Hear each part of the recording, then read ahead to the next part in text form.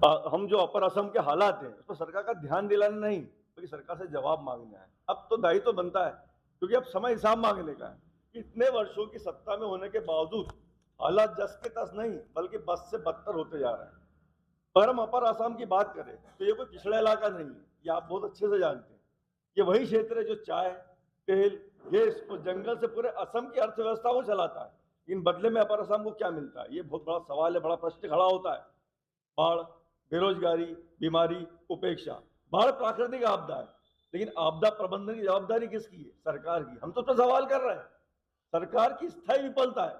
ये हर साल वही तस्वीर, बाढ़, ब्रह्मपुत्र उफान पर, घर बहते हैं, खेत नष्ट होते हैं, लोग सड़क किनारे शरण लेते हैं, नदी कटाव घरों आजीविका को नष्ट कर देते हैं। हर साल यही होता है। लेकिन हमने आपदा प्रबंधन के लिए क्या स्थायी क्या या कोई उसके सरकार को जवाब देने को तैयार नहीं है। क्या बाढ़ कोई नई समस्या है? पिछले 20 सालों से स्थायी समाधान नहीं किया जा सकता था, नहीं हुआ। तटबंध टूटते हैं, मरम्मत होती फिर टूटते हैं। यह आपदा नहीं, सरकारी लापरवाही का चक्र है। स्थायी समाधान नहीं निकाला गया है। पुनर्वास के नाम पर सिर्फ घोषणाएं होती है, भ्रष्टाचार होता है। प्रभावित लोग आज भी बेघर है, बेरोजगारी चरम पर है, संसाधन है। अपर असम में तेल है, गैस है, चाय उद्योग है, फिर भी युवा बेरोजगार क्यों? ओएनजीसी ओएनजीसी अपने ऑयल रिफाइनरी सब तो यही है, लेकिन स्थानीय युवाओं को नौकरी क्यों नहीं है? सरकार बताए कि बार बार वादों के बाद ऊपरी असम में भर्ती की प्रक्रिया क्यों विलंबित होती है? संविदा आधारित नौकरियां जो है सुरक्षा नहीं है, स्थायी भर्ती नीति नहीं है। सबसे बड़ा सवाल ये करता है, स्थायी भर्ती नीति यहाँ पर नहीं है। ठेके और नौकरी बाहर वालों को दी जा रही है। युवाओं का पलायन मजबूरी बन गया है। देखिए, असम की एक समृद्ध परंपरा है, लोग असम की माटी से लोगों का जुड़ाव है, लेकिन रोजगार के अभाव में युवाओं को दिल पर पत्थर रखकर बाहरी प्रदेशों में जाना पड़ रहा है। यह विकास नहीं है, यह युवाओं के साथ विश्वासघात है। चाय बागान अपर असम की एक पहचान है, लेकिन न्यूनतम समर्थन मूल्य नहीं।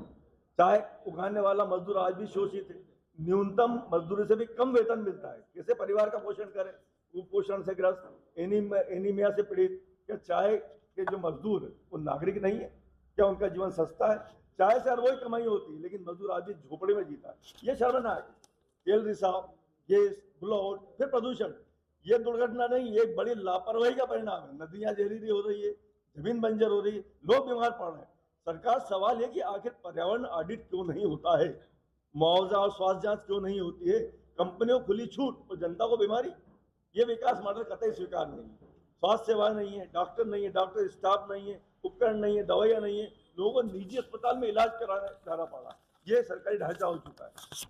आज हम असम की 6 कम्युनिटी की जो दशकों से अनसुनी आवाज फिर उठाने के लिए खड़े हैं। अहोम, मोरान, मोतक, कोच, भागबंसी, चूटिया और चाय जनजातियों को सिर्फ आश्वासन मिले, लेकिन संवैधानिक अधिकार नहीं। हर चुनाव में वादे दिए जाते हैं, वोट कबाड़े जाते हैं, लेकिन असल में फैसला कभी नहीं होता। इस चुप्पे और विलंब का सबसे बड़ा नुकसान इन समुदाय के युवाओं को हो रहा है, जो शिक्षा और रोजगार में बराबरी का हक पाने से वंचित है। हम स्पष्ट करना चाहते हैं, 6 कम्युनिटी का अधिकार किसी और का अधिकार छीनना नहीं है, लेकिन अब इंतजार नहीं किया जा सकता। सरकार को पारदर्शी और समयबद्ध निर्णय देना ही होगा। सिर्फ वोट बैंक का मामला नहीं, यह असम के सामाजिक न्याय का सवाल है। एसटी का दर्जा देना ही होगा। अरुणोदय योजना महिलाओं को जो आत्मनिर्भर बनाने की योजना है, वो सिर्फ चुनावी प्रबंधन है और कुछ भी नहीं है। 1200 रुपए में या 1500 रुपए की मासिक सहायता में ऊंट के मुंह में जीरे के बराबर है। ये महज चुनावी प्रबंधन है, महिलाओं के स्वावलंबन के लिए नहीं किया जा रहा। ये चुनाव की एक चुनावी प्रबंधन किया जा रहा है, इसमें कुछ भी नहीं होने वाला है। हम